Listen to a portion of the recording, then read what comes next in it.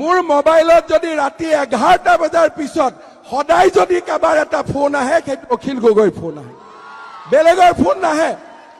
আৰু এদিন দুদিন নহয়, সদায় আহে। যোৱাকালিও আহিছিল, তাৰ আগৰ দিনাও আহিছিল, তাৰ আগৰ দিনাও আহিছিল, তাৰ আগৰ দিনা আহিছিল, সদায় আহে। আহিলে মই বেয়া নাপাওঁ, খালি মই কওঁ যে ৰাতি ইমান ধুনীয়া ধুনীয়া কথা পতা আগত দিনত কিয় গালি গালাজ কৰ? মুখ্যমন্ত্ৰী ডাঙৰীয়া বৰ ভাল ঠাইত হাত দিয়া নাই। আপোনাৰ যদি দম আছে, এনেকুৱা ভাষাত আন কোনেও নিশ্চয় আপোনাক নকয়। যদি আপোনাৰ দম আছে, মই আঙুলিটোৱে কৈছো আপোনাক, যদি আপোনাৰ দম আছে, মই সদায় ৰাতি 11টা বজাৰ পাছত ফোন কৰাৰ প্ৰমাণ আপুনি দিয়ক। মই মুখ্যমন্ত্ৰীক সেইকাৰণে চেলেঞ্জ কৰিছো, মুখ্যমন্ত্ৰীয়ে যদি পাৰে এই প্ৰত্যাহ্বান গ্ৰহণ কৰক। তেখেতৰ যদি সাহস আছে, তেখেতৰ যদি দম আছে, তেখেতৰ যদি কলিজা আছে, এই প্ৰত্যাহ্বান গ্ৰহণ কৰক। মইতো আপোনাক একদম নিধক গালি দিছো মুখ্যমন্ত্ৰী মহোদয়, মই নিধক গালি দিছো আপোনাক। আপুনি প্ৰমাণ কৰক যে মই সদায় ৰাতি 11টা বজাৰ পাছত আপোনালৈ ফোন কৰোঁ। পাৰিবনে নোৱাৰে কওক? সাহস আছে আপোনাৰ? ফালতুৰাম সাহস আছে আপোনাৰ? মিছা কথা কবলৈ আহিছে আপুনি। হিমন্ত বিশ্ব শৰ্মাই যে কৈছে যে অখিল গগৈয়ে সদায় ৰাতি 11টা বজাৰ পাছত হিমন্ত বিশ্ব শৰ্মালৈ ফোন কৰে, মোক সেই ফোনৰ এতিয়া তথ্য লাগে। প্ৰথম কথা, মই যে ফোন কৰো নিশ্চয় কল ৰেকৰ্ড থাকিবই নহয় জানো মুখ্যমন্ত্ৰীৰ ওচৰত।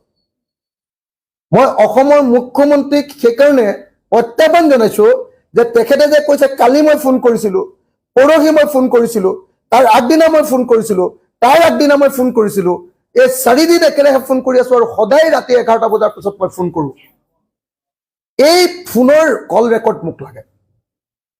অসমৰ মুখ্যমন্ত্ৰীয়ে মই যে তেখেতক সদায় 11টা বজাৰ পাছত ফোন কৰো, সেই কথাৰ প্ৰমাণ কৰিব পৰাকে তেখেতে কল ৰেকৰ্ডখিনি মোক দিব লাগে, কাৰণ তেখেতে ৰাজহুৱাকৈ এই কথা কৈছে। মই মুখ্যমন্ত্ৰী ডাঙৰীয়াক প্ৰত্যাহ্বান জনাইছো যে যদি অখিল গগৈয়ে হিমন্ত বিশ্ব শৰ্মাক সদায় ৰাতি 11টা বজাৰ পিছত ফোন কৰা বুলি প্ৰমাণ কৰিব পাৰে, তেতিয়াহ'লে মই অখিল গগৈয়ে বিধায়ক পদ ত্যাগ কৰিম। আৰু যদি হিমন্ত বিশ্ব শৰ্মাই প্ৰমাণ কৰিব নোৱাৰে, মুখ্যমন্ত্ৰী হিচাপে তেওঁ পদত্যাগ কৰিব লাগিব।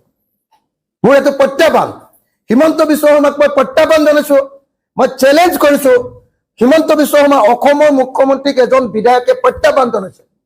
প্ৰত্যাহ্বানটো হ'ল যে হিমন্ত বিশ্ব শৰ্মাই কৈছে যে মই সদায় ৰাতি 11টা বজাৰ পাছত তেখেতলৈ ফোন কৰো, আৰু কালি কৰিছিলো, পৰহি কৰিছিলো, তাৰ আগদিনা কৰিছিলো, তাৰ আগদিনাও কৰিছিলো, সদায় মই ফোন কৰো।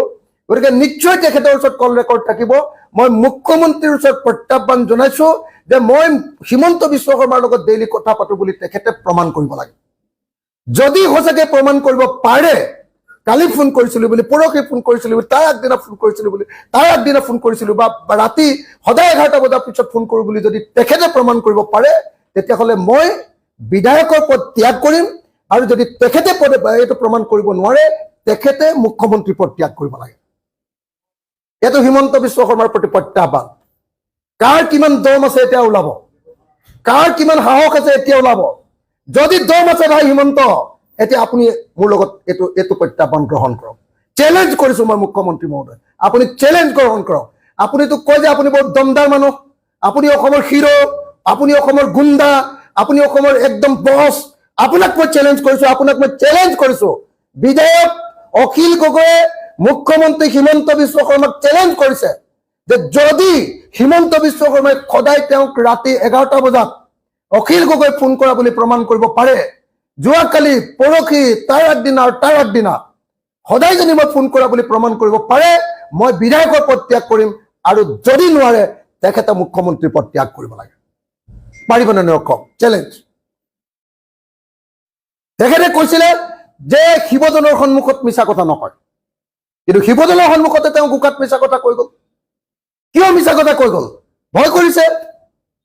শিৱসাগৰত তাৰমানে গৌৰৱ গগৈ জিকিব, গৌৰৱ গগৈ জিকিবৰ কাৰণে হিমন্ত বিশ্বৰ সময়ৰ মূৰটো গৰম হৈছে, তেওঁ পগলাৰ নিচিনা হৈছে, তেওঁ শুব পৰা নাই, তেওঁ মাথাটো গৰম হৈ গৈছে, নহয় জানো?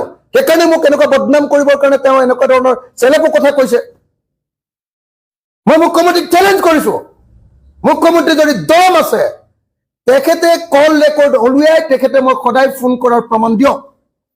মই অসমৰ ৰাইজক ক'ব খুজিছো যে মুখ্যমন্ত্ৰী হোৱাৰ পাছত আৰু মই বিধায়ক হোৱাৰ পাছত এতিয়ালৈকে হিমন্ত বিশ্ব শৰ্মালৈ 10-12 বাৰ মান ফোন কৰিছো এতিয়ালৈকে টোটেল গোটেই 3 বছৰীয়া কাৰ্যকালত মই 10ৰ পৰা 12 বাৰ মান ফোন কৰিছো আৰু হিমন্ত বিশ্ব শৰ্মাই মোলৈ এতিয়ালৈকে কি জানে 6 বা 7 বাৰ মান 6 বা 7 বাৰ মান ফোন কৰিছে